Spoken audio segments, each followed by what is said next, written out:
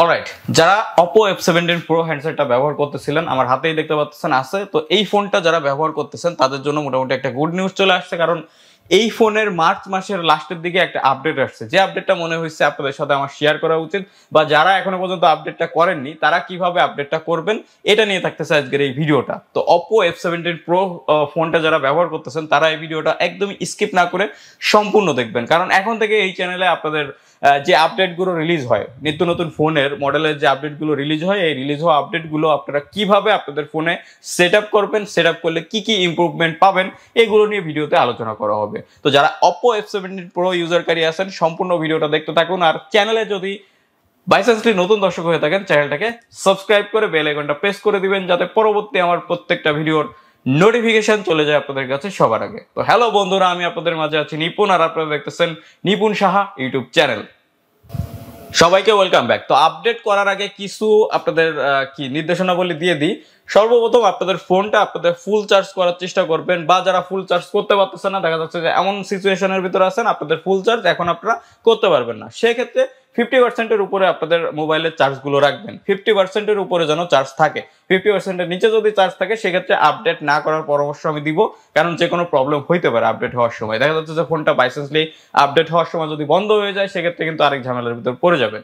তো অবশ্যই 50%-এর উপরে মোবাইলের চার্জ যেন থাকে। দেন আরেকটা জিনিস হচ্ছে, অবশ্যই আপনাদের ফোনটা যখন আপডেট করবেন তখন কোনো প্রকারের চাপাচাপি করা যাবে না। দেখা যাচ্ছে যে আপনি যদি স্কিপ করে অন্য জায়গায় যাওয়ার চেষ্টা করেন, এরকম কোনো কাজই করবেন না। আপডেট হচ্ছে, আপডেট কমপ্লিট না হওয়া পর্যন্ত ফোনে কোনো প্রকারের চাপাচাপি করবেন না। তো এখন আমি ডিরেক্টলি ফোনটা আপডেট করে আপনাদের আমি দেখিয়ে দেবো কিভাবে ফোনটার জাস্ট আপগ্রেডেশনটা আপনারা কমপ্লিট করবেন।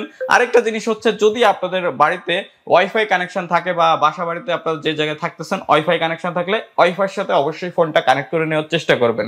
যদি মোবাইল ডাটা দিয়ে আপনারা আপডেট করতে চান সেক্ষেত্রে হিউজ একটা ডাটা কিন্তু আপনাদের খরচ হয়ে যাচ্ছে, কারণ এই আপডেটটার জায়গা কিন্তু প্রায় 463 মেগাবাইট। তাহলে যারা ডাটা প্যাক কিনে চালায় তাদের তো অবশ্যই একটু লাগবে, তাই না?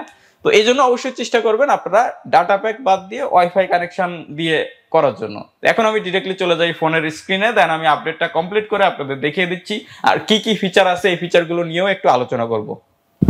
সো ওয়েলকাম ব্যাক, আমরা চলে আসলাম ডিরেক্টলি মোবাইলের স্ক্রিনে। দেখতে পাচ্ছেন এটা হচ্ছে আমার oppo F17 Pro হ্যান্ডসেটটি। আপনাদের ব্যাক সাইডটাও আমি একটু দেখিয়ে দিই। সো দেখতে পাচ্ছেন এটা হচ্ছে কাঙ্ক্ষিত আমাদের মোবাইল ফোন। তো এখন আপনারা মোবাইলের যার হোম স্ক্রিনে চলে আসবেন। হোম স্ক্রিনে আসার পরে আপনারা স্ট্যাটাস বারটা ধরে একটু টান দিবেন।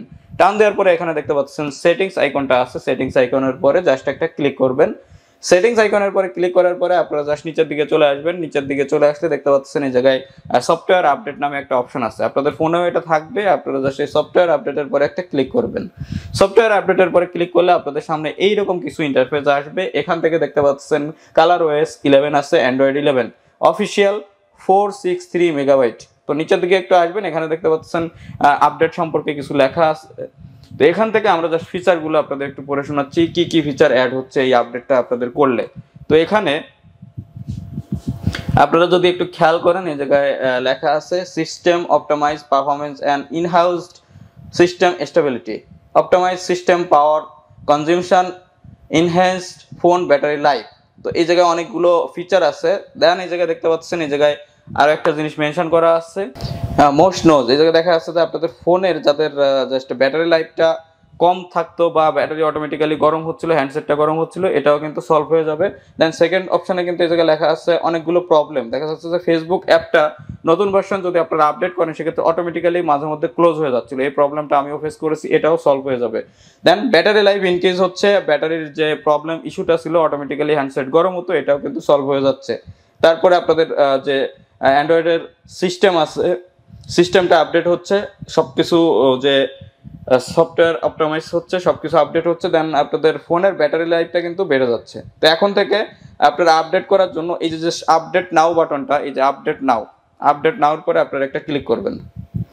আপডেট নেওয়ার পরে ক্লিক করলে এখন দেখতে পাচ্ছেন এটা জাস্ট আপডেট হওয়া শুরু করে দিয়েছে। আমরা জাস্ট একটু ওয়েট করব, আপডেটটা কমপ্লিট হইলে দেন আপনাদের ফোনটা কিভাবে জাস্ট কমপ্লিটলি এটা জাস্ট সেট আপ কমপ্লিট হচ্ছে এটাও আমি আপনাদের দেখিয়ে দেবো। এখন জাস্ট আপডেট আমাদের হওয়া শুরু করে দিয়েছে, আর আমি ওয়াইফাই ইউজ করতেছি। আপনাদের বাসা বাড়িতে যাদের ওয়াইফাই আছে তারা অবশ্যই ওয়াইফাই ইউজ করে এই আপডেটটা কমপ্লিট করবেন, কারণ যদি আপনারা মোবাইল ডাটাতে ইউজ করতে চান অনেক বেশি সময় লাগবে, আর আপনাদের মোবাইল ডাটাও কিন্তু অনেক বেশি শেষ হয়ে যাচ্ছে।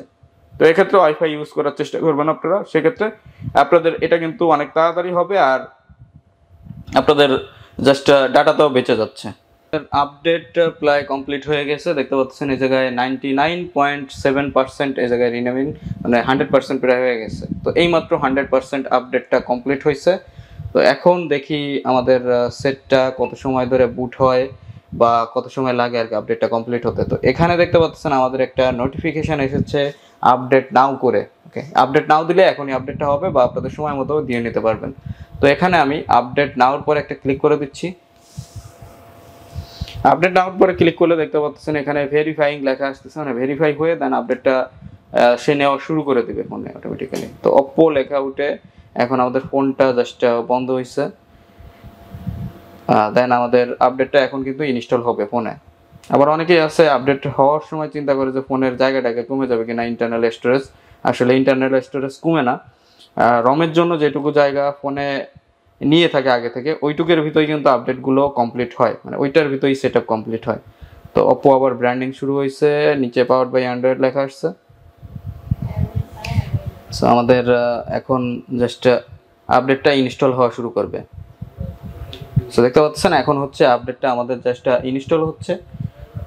সো আমাদের আপডেট কিন্তু যেটা হয়েছিল সেটা অলমোস্ট ইনস্টল হয়ে গেছে। এখন ফোনটা আবারও রিবুট নিছে। তো রিবুট হওয়ার পরে এখন হচ্ছে আমাদের ফোনটা আবারও ওপেন হচ্ছে, অপো ব্র্যান্ডিং লেখা আসছে আর পাওয়ার্ড বাই অ্যান্ড্রয়েড।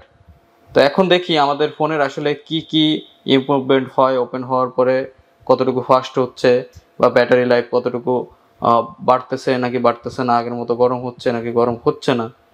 অবশ্যই কিছু না কিছু অ্যাড হয়েছে, কারণ 463 মেগাবাইট সামথিং এর মতো আপডেটটা নিছে, শুধু শুধু তো আর নেয়নি, তারা অবশ্যই সফটওয়্যারের উপরে কাজ করছে।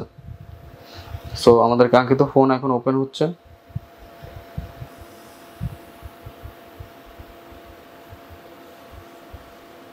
সো অ্যাট লাস্ট আমার ফোনটা এখন ওপেন হচ্ছে। আমি এখানে পাসওয়ার্ডটা এন্টার করে দিই।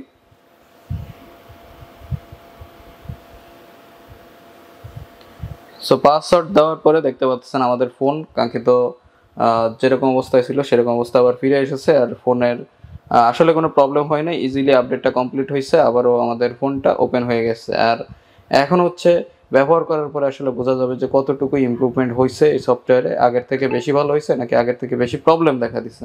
সো আশা করি এই ভিডিওটার মাধ্যমে আমি আপনাদের ক্লিয়ারলি বোঝাতে পারছি কিভাবে আপনারা অপো F17 Pro মার্চ মাসের যে লাস্টের দিকে যে আপডেটটা আসছে, আপডেটটা কিভাবে আপনাদের ফোনে সেট আপ করবেন আর আপডেটগুলো কমপ্লিট করলে আপনাদের ফোনে কি কি ফিচার অ্যাড হচ্ছে।